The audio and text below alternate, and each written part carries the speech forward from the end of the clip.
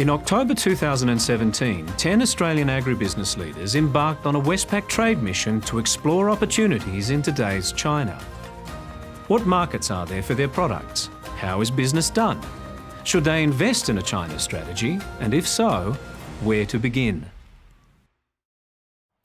For Australian producers, one of my messages would be there's a lot of people in China who have great interest in our produce. They need to feed a massive population. They seem to be quite in tune with productive capacity of the land they do have.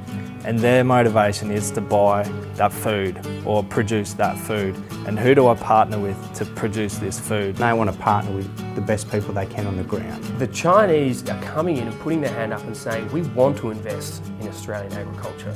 And we also want your product. When you go and tell your story and you engage with them, they open up and they ask lots of questions. Sharing our story was an amazing experience. We got to present to about 85 people Duxton's story, and many of the leads that we actually developed came from that. Twice I had to get up and speak publicly about Dom Distribution and try and sell our business to the Chinese businessmen and women that were there on the night. It was a mixture of daunting and exciting.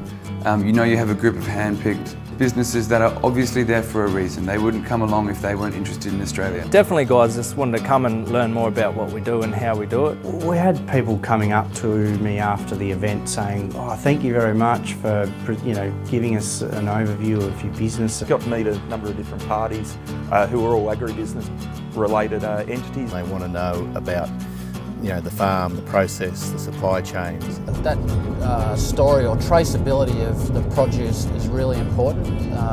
Where it's grown, how it's grown. They want to know where produce is coming from. They want to know it's clean, it's safe. They want to know that story. People, were generally interested in our family's connection with our business and what we're producing. At the end of the networking nights, when people were talking to you, that's when you really got to either tell your story or find out people's interest in what it is that you produce and how you produce it. It's about taking what you've got and presenting it to them in a way that paints the picture that they can see the value.